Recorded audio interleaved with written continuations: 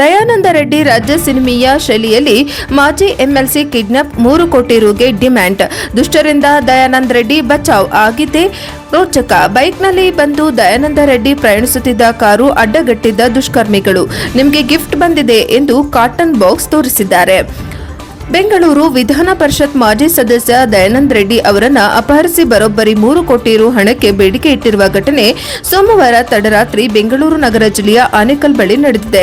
ದಯಾನಂದ ರೆಡ್ಡಿ ಅವರು ನಿನ್ನೆ ತಡರಾತ್ರಿ 12:15 ಸುಮಾರಿಗೆ ಗೋಲ್ಡ್ ಕಾಯಿನ್ ಕ್ಲಬ್ನಿಂದ ಹೊರಟಿದ್ದರು. ಈ ವೇಳೆ ಬೈಕ್ನಲ್ಲಿ ಬಂದು ದಯಾನಂದ ರೆಡ್ಡಿ ಪ್ರಯಾಣಿಸುತ್ತಿದ್ದ ಕಾರು ಅಡ್ಡಗಟ್ಟಿದ ದುಷ್ಕರ್ಮಿಗಳು ನಿಮಗೆ ಗಿಫ್ಟ್ ಬಂದಿದೆ ಎಂದು ಕಾಟನ್ ಬಾಕ್ಸ್ ತೋರಿಸಿದ್ದಾರೆ. ಡೋರ್ ಲಾಕ್ ಓಪನ್ ಮಾಡುತ್ತಿದ್ದಂತೆ ಕಾರಿಗೆ ನುಗ್ಗಿರುವ ಓರ್ವ ಗನ್ ತೋರಿಸಿ ತಾನು ಹೇಳಿದ ಕಡೆ ಕಾರು ಚಲಾಯಿಸಲು ಸೂಚನೆ ನೀಡಿದ್ದಾನೆ.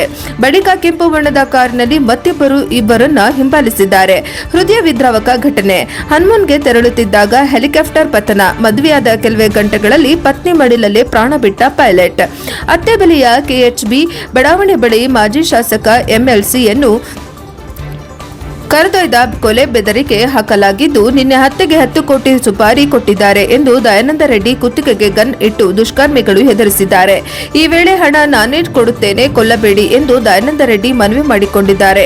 ಮೊದಲು 3 ಕೋಟಿ ರು ಬೇಡಿಕೆ ಇಟ್ಟಿದ್ದ ಅಪಹರಣಕಾರರು ಬಳಿಕ 2 ಕೋಟಿ ರುಗೆ ಒಪ್ಪಿಕೊಂಡಿದ್ದಾರೆ. ಆದರೆ ಸದ್ಯ ಹಣ ಇಲ್ಲ. ಬೆಳಿಗ್ಗೆ ಬ್ಯಾಂಕ್ಗೆ ತೆರೆದ ಬಳಿಕ ಹಣ ನೀಡುವುದಾಗಿ ದಯಾನಂದ ರೆಡ್ಡಿ ಮನವಿ ಹೇಳಿದ್ದಾರೆ. ಹಣ ಡ್ರಾ ಮಾಡಿದ ಬಳಿಕ ಕರೆ ಮಾಡುವಂತೆ ಸೂಚಿಸಿ ಆರೋಪಿಗಳು ಅವರನ್ನ ಬಿಟ್ಟು ಕಳಿಸಿದ್ದಾರೆ.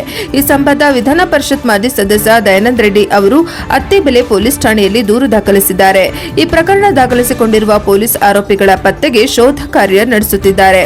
ವರದಿ ವೇದಮೂರ್ತಿ, ಎನ್ಕೆಎಸ್ ಟಿವಿ 4 ಬೆಂಗಳೂರು.